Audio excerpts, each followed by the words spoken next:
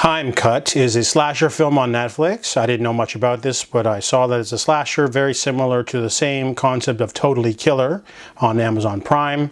Totally Killer is about a young woman, who goes back in time via time machine to save her own mother, who got killed in the present day by the Sweet 16 slasher. Yes, and so she has to go back she goes back in time to the 80s to find her mom as a teen, and basically has to solve the true crime sort of angle before the killer can, kill her mom in the future. So that movie was pretty good. And this one's the same thing, but it's going back in time to the 90s. So very similar in concept. However, this movie is absolutely dreadful, but not for the reasons I thought it was going to be. First off, I didn't know that this movie was written partly by Michael Kennedy. If you're unfamiliar, he is a screenwriter who is gay, and he writes gay horror and gay slasher horror mainly. His big first one was Freaky, which I consider a horror classic, slasher classic. It's got Vince Vaughn and Catherine Newton. That one definitely mixes horror, comedy, and drama together for a very satisfying slasher with really funny comedy, really good characters, really good dramatic tension. That movie's just really good. And then he did one called It's a Wonderful Knife, which is not as good. That one was like a mix of a slasher and the classic holiday movie.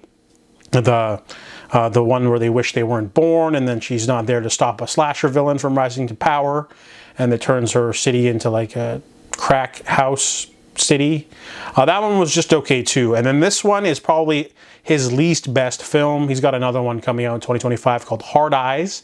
But Time Cut is really bad because it just doesn't feel like a slasher movie. This one is about Lucy Fields. She is a young black teenager who is still living under the shadow of her dead sister. She had an older sister who died 11 years previous, so she was a lot younger.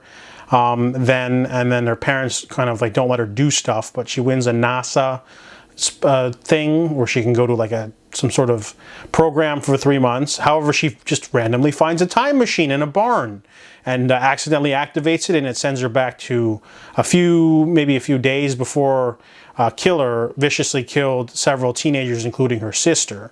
So she's got to save Summer, team up with a local nerd named Quinn, and basically stop the killer and change the future. So you'd think, okay, this is basically the same as Totally Killer, but it's PG-13 or even PG. No good kills. All the kills are off-screen, bloodless kills. If you took out the slasher elements and changed it to a car accident or something simple, the movie wouldn't change, and that's bad. So this movie has really bad slasher elements. There's like less than 5 kills, and they're just not satisfying.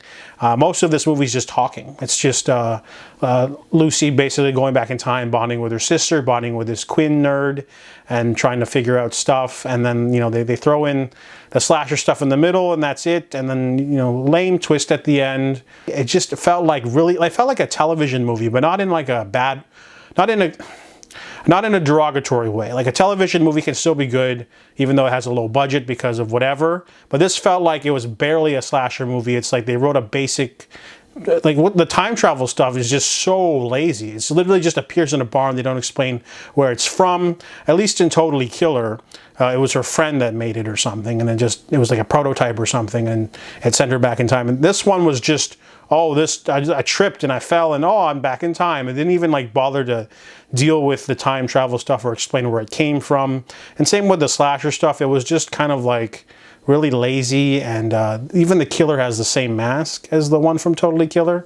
So, the acting wasn't awful, but, when you're expecting the minimum of certain prerequisites for a film, like I'm watching a rom-com, you need to have 2 characters that fall in love, and that's about it. But if you watch a movie and that doesn't happen, then it's not a rom-com, and you can't just call it that and be like, well, 2 characters kissed or something, maybe, so like that's enough.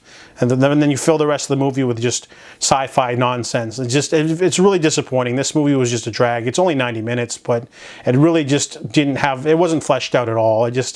You know, it had some decent looking effects for the time machine, but like no kills, no blood, no slashing, no suspense. You could have at least like pumped up the murder mystery aspect, like who's the killer, you know, but they didn't even try to do that or have like red herrings or anything. It was just really poorly executed and poorly written. Definitely not one of the better slasher movies out there, and I could barely call it a slasher movie. So I give Time Cut a 0 out of 10.